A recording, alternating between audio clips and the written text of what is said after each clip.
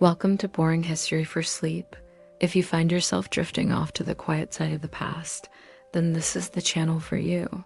Every single day, we bring you the most unexciting moments from history so that you can fall asleep to them. Welcome to another quiet passage through the corridors of forgotten history. Tonight, you'll drift gently into the age of sails and salt water, into a time that glimmers in myth, but was far less golden in truth. Better known as Blackbeard, a figure as misunderstood as he is mythologized. We'll begin by stepping into the boots of a common pirate, feeling the texture of damp wood. Underfoot, hearing the slap of waves against the hull, a strange experiment in freedom and order amidst lawlessness.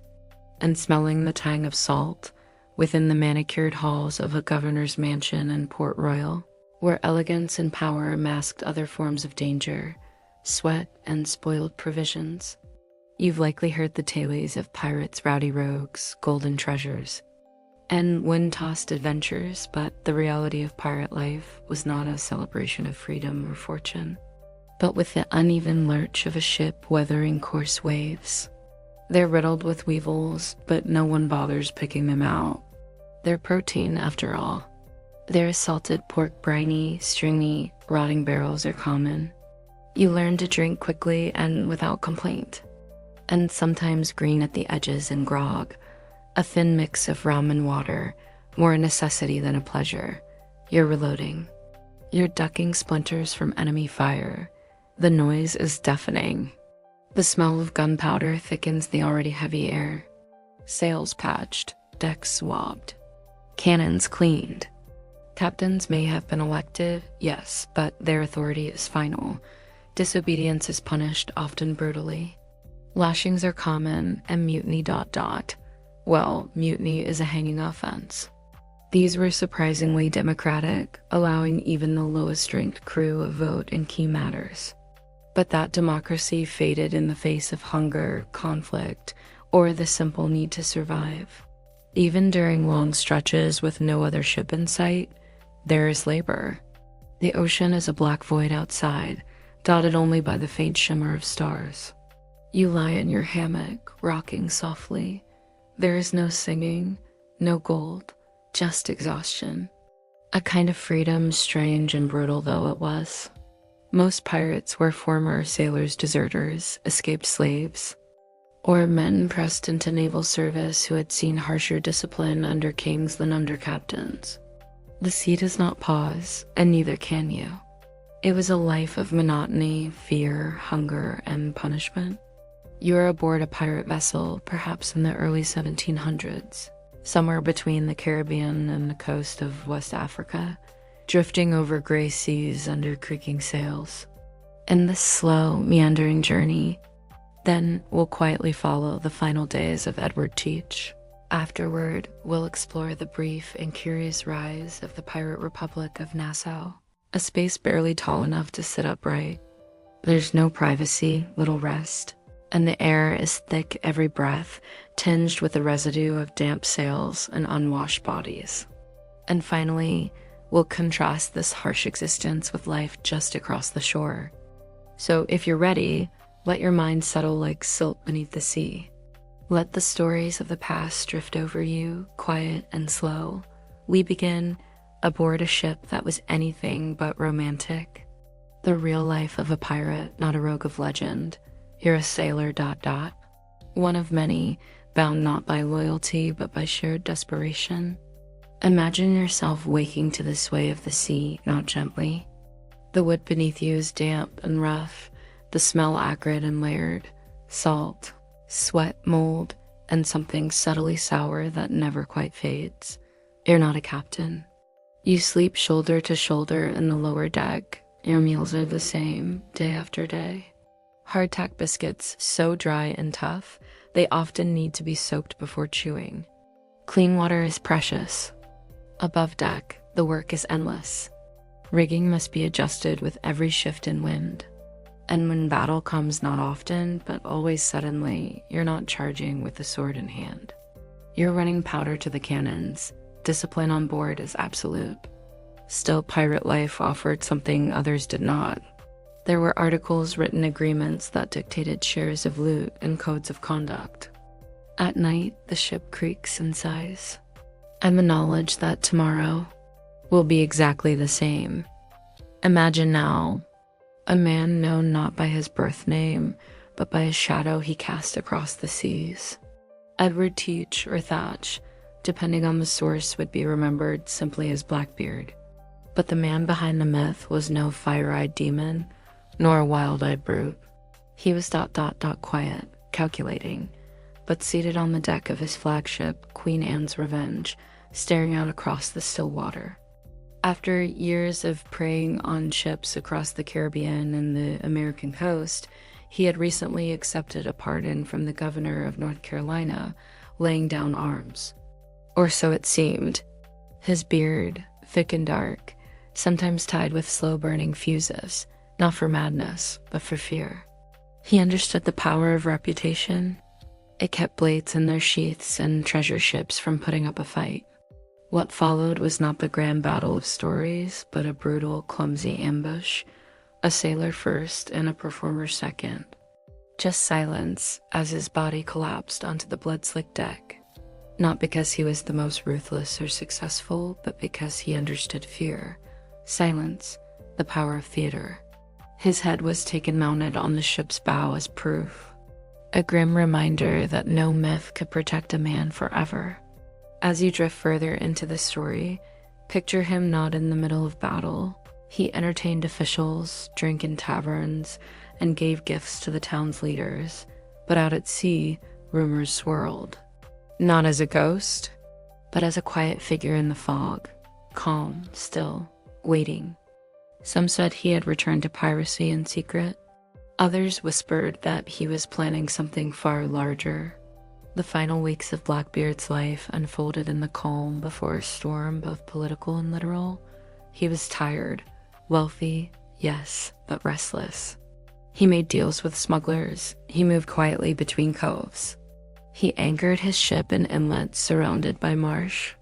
He settled in Bath, a sleepy colonial town nestled between riverbanks and humid air.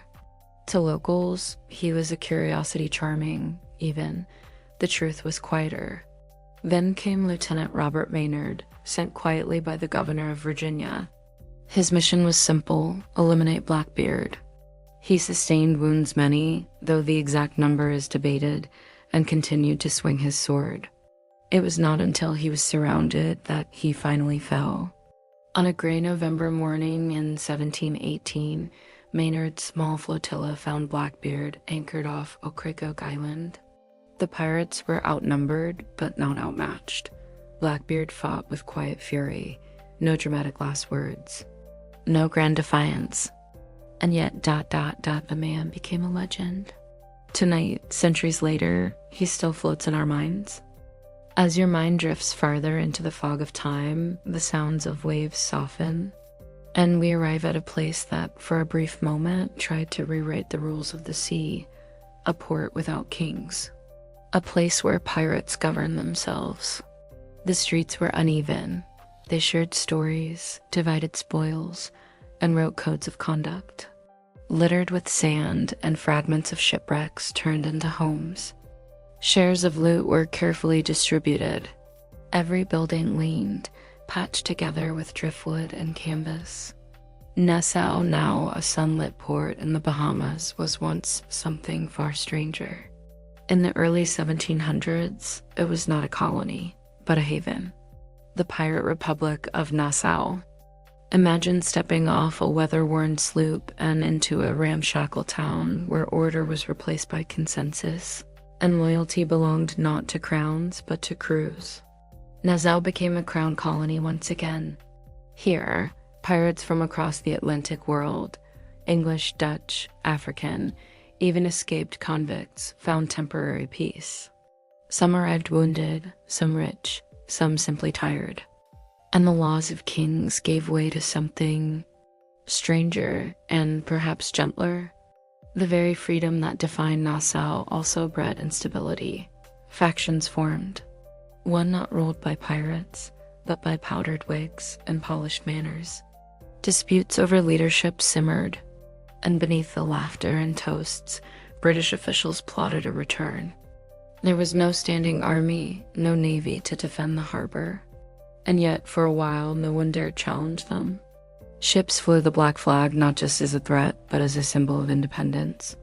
Captains were elected, disputes were settled by vote. A former privateer turned pirate who later helped establish some semblance of order. Even more curious was his protege Edward Teach, the man you've just met. Blackbeard himself once walked these streets, laughing with comrades, drinking under tarpaulin roofs, listening for sails on the horizon, but even paradise has cracks. Still, for a brief time, Nassau was a republic in name and spirit, a floating democracy on borrowed time. Notable among its strange assembly of leaders was Benjamin Hornigold. The end came slowly, first with diplomacy, then with cannons. British forces arrived with a pardon in one hand and chains in the other. Some pirates accepted it. Others fled. A few vanished entirely, their names forgotten. By 1718, the Republic was gone. The pirate ships scattered. The beach fires snuffed out. But the memory lingers quiet, like footsteps in sand erased by the tide. A whisper of a time when the outcasts ruled the coast. Let the wind carry us now, toward another shore. Now, picture yourself no longer on a creaking ship, but walking slowly through a wide veranda shaded by wooden beams. The air is warm and still, thick with the scent of hibiscus and sugarcane.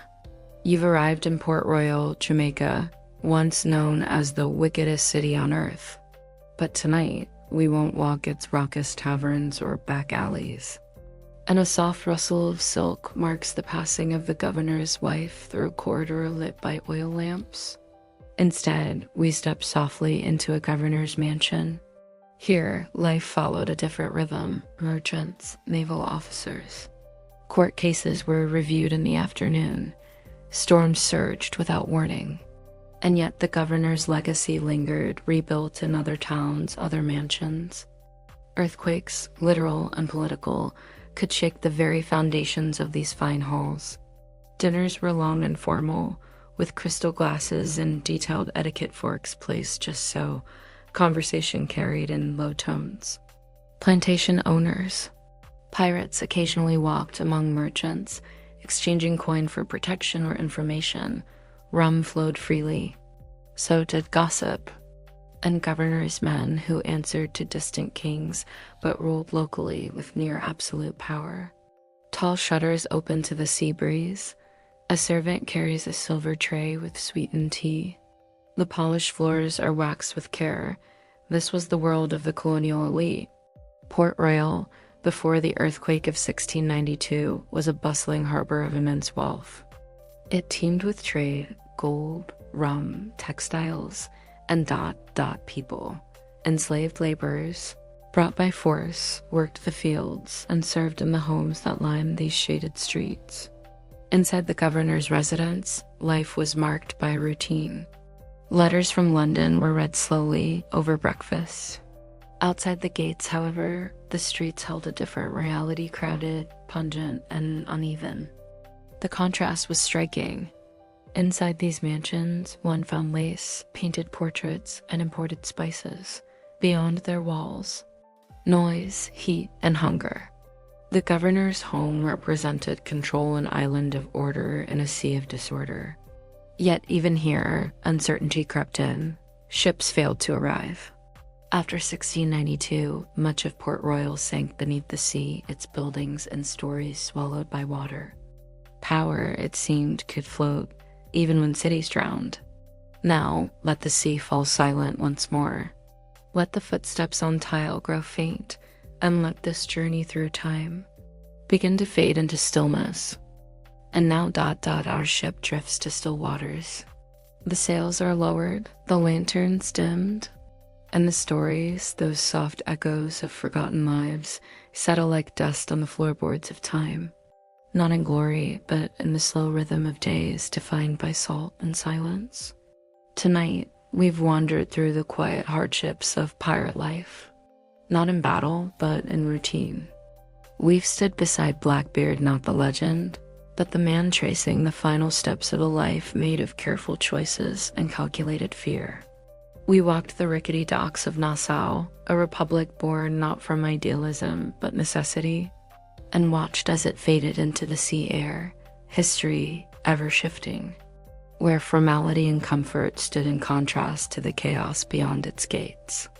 And we peeked inside the cool halls of a governor's mansion, all of it part of a larger tide, not loud, not always grand, often simply human.